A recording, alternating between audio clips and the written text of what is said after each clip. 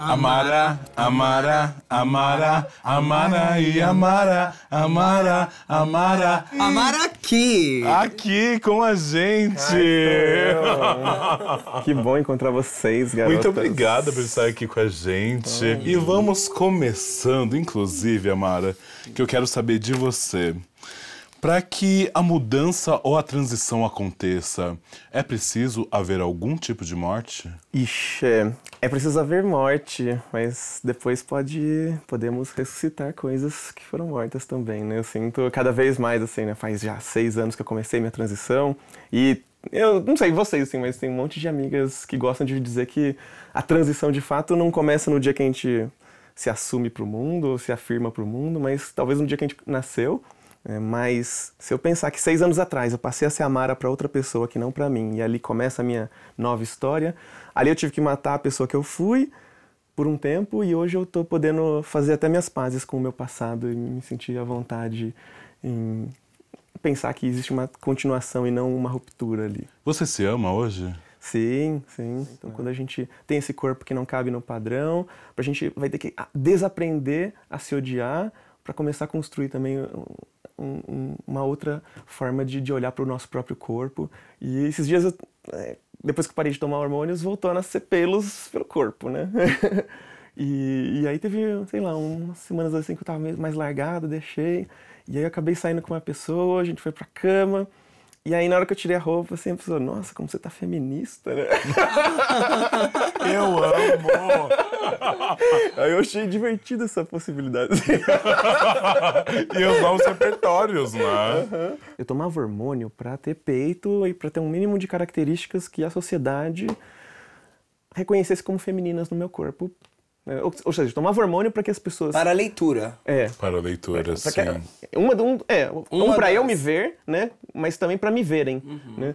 Mas, a partir do momento que também eu vou ganhando mais confiança com relação ao meu corpo, acho que eu vou me tornando mais rebelde em relação a ter que sujeitá-lo a modificações para garantir que o outro me veja dessa forma como eu me vejo. Que na maioria das vezes não garante. Mesmo com essa negociação que nós temos que fazer com o sistema, né? Não garante que nós vamos ter essa leitura para o outro e algumas vezes nem para nós mesmas, né? Por causa dos modelos que estão aí à nossa volta. Esse ano passado, na caminhada lésbica e bissexual aqui em São Paulo, eu entrei dentro do metrô Higienópolis Mackenzie para ir no banheiro e perguntei pro segurança, aqui tem banheiro? Aí ele falou, tem sim, senhor. Aí eu falei, senhora. Aí ele, senhor. Aí eu, senhora. Aí ele, eu falei, por que você tá me tratando assim? O senhor fez a cirurgia? Eu falei, olha, eu mudei meus documentos, isso basta pra você? O senhor fez a cirurgia? Então, ou seja, é muito interessante, assim, sabe, a negociação com o poder, né, por parte desse outro lugar, né, que vai criar uma lista de pré-requisitos para te reconhecer como determinada categoria ou não. E a gente fica passando por essas negociações que são extremamente violentas com a gente e a gente quer fazer um xixi. Quer fazer um cocô.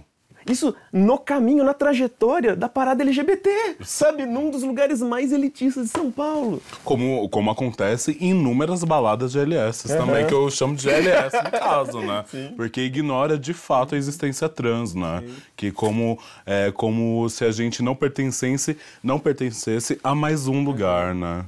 E o pior é que, quando eu olhei, eu fico lembrando que ele me fez a pergunta maldita, eu devia ter respondido assim, eu fiz a minha fimose, bela e formosa. Qual é essa cirurgia, né? Você fez a cirurgia.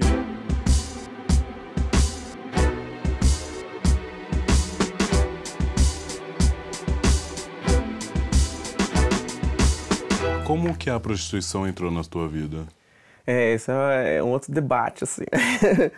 Tem muitas vezes as pessoas chegam pra mim e falam que eu escolhi me prostituir. Tem algo de escolha realmente nisso, mas eu fico lembrando lá atrás, né, que um dos grandes medos, assim, um dos motivos de eu ter demorado tanto pra começar a minha transição, começar a existir como Amara, era justamente porque eu sabia a vida que existia para mulheres trans e travestis. Eu não sabia se eu ia poder continuar com a mesma vida que eu vinha construindo ou se eu teria que abrir mão dela da noite pro dia e ir buscar na prostituição o meu sustento. Né? Mas quando eu comecei, e descobri que eu conseguiria manter as coisas do jeito que estavam, eu acabei também me aproximando do onde estão a maioria das pessoas trans. Né? E aí eu comecei a frequentar aquele espaço. Aí sentava com elas para tomar uma cerveja, elas me davam dicas de como é que eu ia ficar mais bonita. Eu estava num lugar onde a maioria das pessoas era travesti. Eu saía da Unicamp, onde eram 5 pessoas trans, para 30 mil alunos, e ia num lugar que era uma rua inteira de travestis. E aí eu me sentia bem naquele lugar. Eu me sentia bem estando num espaço tão marcado por corpos como o meu. E eu queria estar ali. Né? E aí elas foram tirando um pouco do medo que esse espaço tinha no meu imaginário. Eu fui deixando de ter medo daquele lugar e, ao mesmo tempo, desejando fazer parte daquele lugar também. E aí ali os caras chegavam e falavam que eu era bonita. Ali eles me perguntavam qual era o meu preço. Se eu saía com eles, eu falava que não estava trabalhando. E elas começaram, vai lá, faz isso, pega o dinheiro pra você. Todo mundo tá querendo dinheiro também. E aí eu comecei a ser tentada pra isso. E aí, quando eu comecei a me prostituir, eu comecei a sentir vontade de escrever sobre aquilo. E aí joguei aquilo tudo no blog e foi virando uma macarronada, né? E foi botando pessoas para pensarem coisas que elas nunca tiveram que pensar. Vocês já tiveram que lidar com essa questão? Então, não cobrando. Não cobrando. Não cobrando. Não. Eu acho que eu fui mais um lugar do hobby. Isso já aconteceu comigo, sim. Eu já fiz isso assim que eu cheguei em São Paulo. Quando eu vim para São Paulo, ainda antes de assumir ou começar uma transição, eu precisava muito de dinheiro. E daí eu fui para o Autorama, lá no Ibirapuera. E consegui meus primeiros 20 reais. Só que a pessoa me tratou tão bem na hora da relação, que eu não quis cobrar mais. Eu falei, não pode ficar com o dinheiro. Não precisa, eu que tô te pagando só me agora. dá uma carona até em casa. E falei que podia me deixar só com uma carona até em casa. Porque aquele ato significava pra mim mais a possibilidade de ser tocada. Sim, sim. A possibilidade de ter algum tipo de troca sexual mesmo. O sexo sempre foi pra mim uma das principais moedas de troca no que diz respeito à relação, mesmo relação afetiva, porque eu era a preterida mesmo, eu era a engraçada, eu era a última opção, eu não era a opção, na verdade.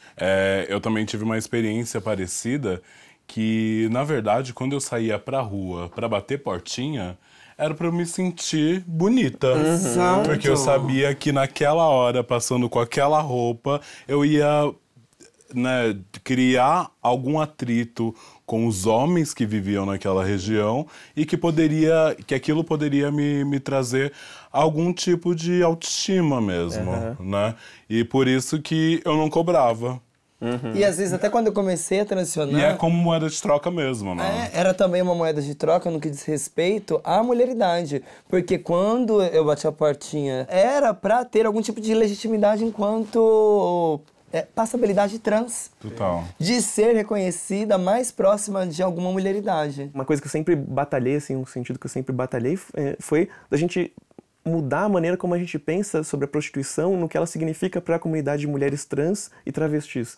Porque é um significado muito complexo, né? Tanto é um lugar de muita violência, de muita vulnerabilidade, mas também é um lugar que a gente só está aqui hoje porque, por décadas, talvez um século, elas só puderam existir ali naquele lugar e fizeram daquele lugar uma espécie de uma trincheira mesmo, uma guerra. Para que hoje a gente possa ser cantora, professora, escritora, outras coisas, né? Mas foi por ali que a gente conquistou isso, né?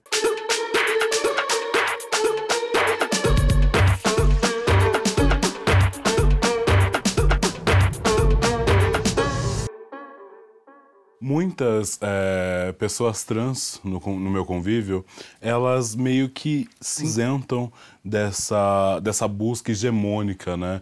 Da beleza passável.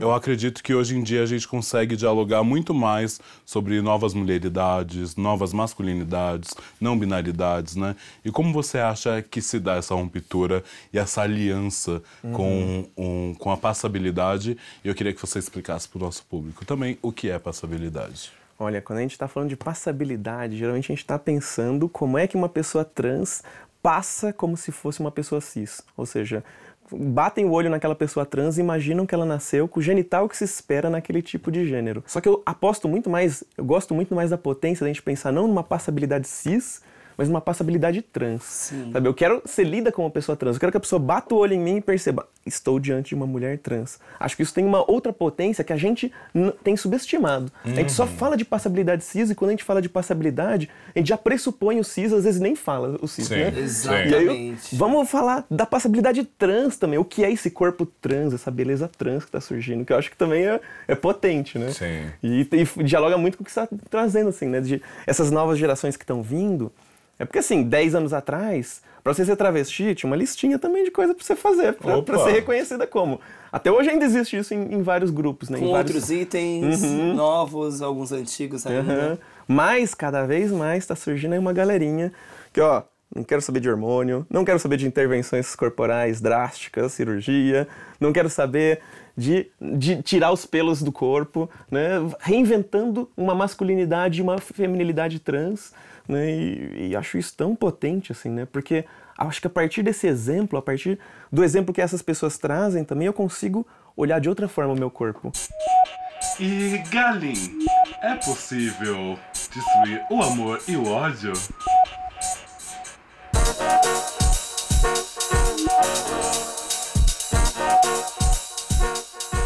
Queria fazer uma pergunta polêmica. Eita, chegou a hora. Eita. Tá solteira? Eita! Olha só, eu tô enrolada e eu tô começando aí um enrosco que vai me dar muita dor de cabeça, uma boa dor de cabeça, viu? Tá apaixonada? Então... Eu ia tentar talaricar, mas eu não vou conseguir.